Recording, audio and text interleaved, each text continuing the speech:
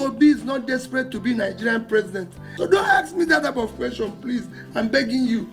I have never seen Peter Obi this angry, especially in front of a camera. What exactly happened? A journalist asked him a question regarding election and he said, we should not be talking about elections now. Our courts have become a center for the procurement of justice and this must have to stop. He also threw questions at him regarding the issues of structuring, the office of the First Lady, IPAC, and the vehicles that was just bought for the House of Rep members, and you need to hear his opinion about that. I'll be showing you a full video about that, but before I do that, I'd like you to listen to DELE Farotimi. DELE Farotimi went ahead to explain the strategies that our leaders, in quotes, rulers, are using to usurp the advantage of the people. As a matter of fact, when I listened to this video, I nearly shed tears. Do want to hit the comment section and don't go anywhere because I'll be coming back to show you the press briefing of Peter Obi just a few hours ago. My name is Moses and this is Think Tank TV. The Igbos have a proverb. They say that when you find a pregnant goat, or any goat for that matter, dead in the yam barn, it did not die of hunger. You need me to repeat that? Don't worry. When you find a goat dead in the yam barn, you know those yam barn that you build with bamboo and you see plenty of yam decorating the walls? That goat did not die of hunger. Something else killed him. We are not poor. When we were starting this interview, you asked a question about Nigeria. Something led me to describe this country to you. Ours is a rich land. Our soils are good enough to produce everything we need to eat, drink, anything we want for sustenance and good lives. It's already in our soil. We are poor by design because those who ruin this country and who are ruining the Nigerian victims, their hold on power is strengthened by the poverty of the people. A poor man's mind, an hungry man's mind is focused on survival. He's thinking about what to eat. He's thinking about what to drink. He's thinking about how to pay his house rent if he has a house. He's thinking of where to sleep if he's only walking the streets. He's thinking about his security. She's thinking, how do I sleep tonight without getting raped where I'm going to have to manage to sleep? She's thinking, how do I feed my children? The Nigerian is deliberately made to focus on survival so that he does not begin to query the simple suggestions they give him in place of answer. A man who is dependent on the grace of his political master to eat is not likely to query the wisdom of the political master who tells him that his neighbor and best friend is his enemy. So, you find that the Nigerian state deliberately weaponized poverty against its people. Even if you look at the palliative system, it gives you an idea of the weaponization of poverty that is endemic in Nigeria. You're going around, you'll be seeing several videos of palliatives being shared. Nigerians reduced to animals. Reduced to animals, scooping rice with sand, and we are not declared to be at war yet. You see Nigerians scooping food, hot food, off boiling pots, reduced to animals in a country where people are flying private jets all over the place. Reduced. You see young men reduced to beggars. So in essence, it's the leadership. It is leadership. It is the system, the governance system, and please stop using the word leadership. Just say ruiners. Look, if you want to be kind to Nigerian ruiners, call them rulers. Rulers are fixed in the moment. It's always about holding on to power. It's about maintaining hold on power. Those are rulers. Their job is to maintain themselves in power. And that's what Nigerian ruiners are. You can't call them leaders. Leaders see a destination in their mind. When they close their eyes,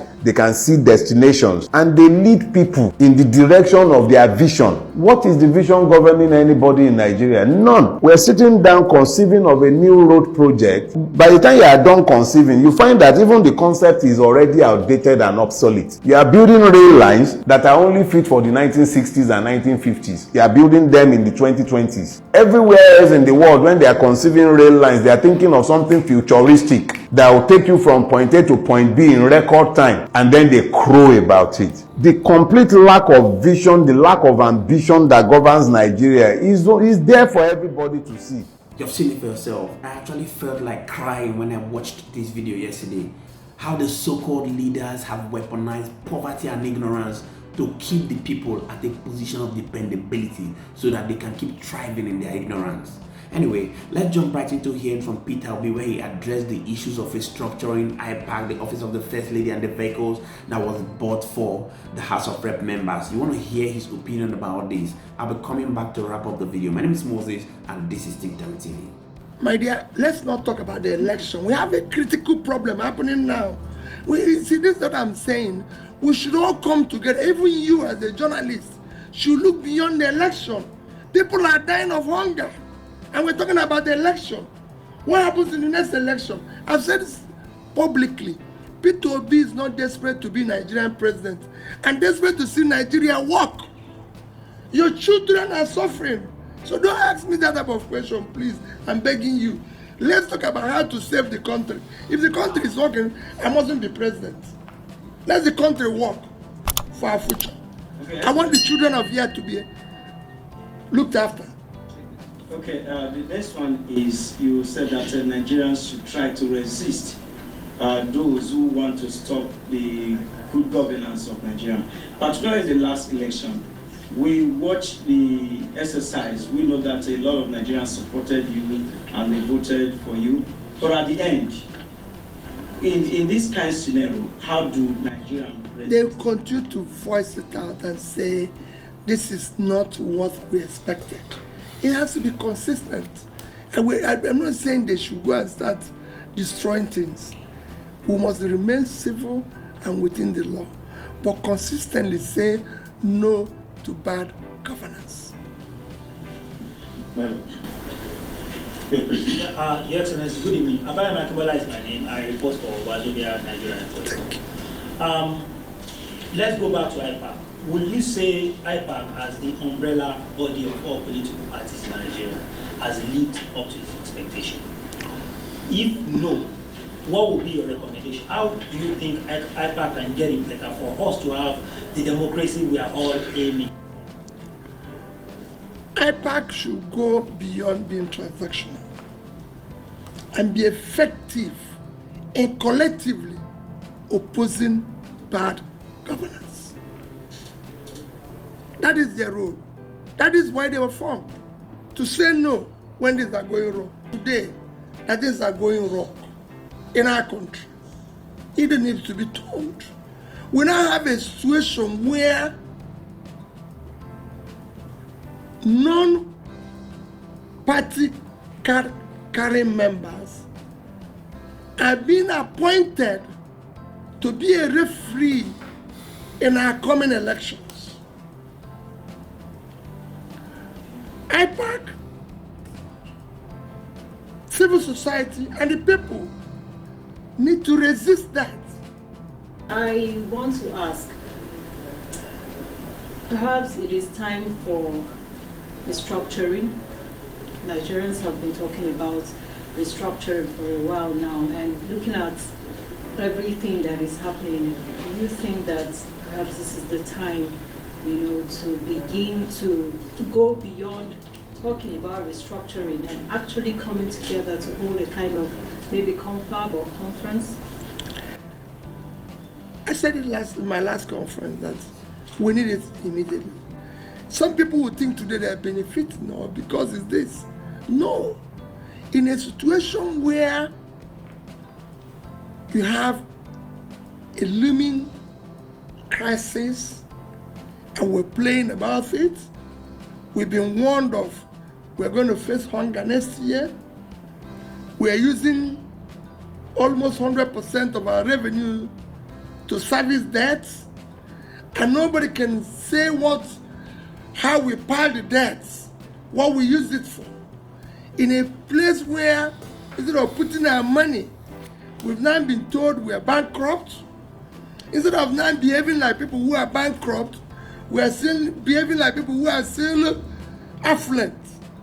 Because bankrupt people should be now be downsizing all expenditures that is not critical for development. But we are still going ahead, living a life that is beyond our resources, even when borrowing to continue such life. So there are things we need to do. All these things are things we need to look at. It's time to look at whether this presidential system suits us, or whether we can change and go back to parliamentary system. Because we cannot have a situation, and that's what Obasanjo is saying. Let's have something that can suit us. Whether it's parliamentary or presidential, it is time that we elect people who must be answerable to us. We can no longer continue to have an elected people who answer us through third parties or source comments to us and everything. It cannot continue. We need to do things differently. So I think restructuring, one, will help the various segments to develop simultaneously. And you will see it happen. You've seen it for yourself. Just like yesterday, I saw a post by Reno Mokri where they said the federal government has increased food security by 0.something%. I said, what bullshit is this? You're talking about theoretical statistics that people stay in one room and cook up figures that has nothing to do with the lives of you and I, that has nothing to do with the current market realities. It's just like federal government going on to say we have produced 30,000 megawatts, and at the end of the day, Nigerians are not seeing the power in their houses. This is the kind of mediocrity we're talking about that must have to change in this country. How unfortunate how we have gotten to this state where we have the wrong people going into power and do nothing at the end of the day, keep blaming the past government, and nothing has changed. Please do want to go to the comment section. Let's get to know what your thinking is. As we shall continually be here to serve you. Our duty is to make sure we keep talking. Our duty is to keep making sure that we say it for people to hear it. Please do want to hit the like button, because that's the only way YouTube can recommend this video for others to watch. Thank you so much to all our viewers and returning subscribers. We do not take it lightly. My name is Moses and this is Think Tank TV. See you on our next video. Bye for now.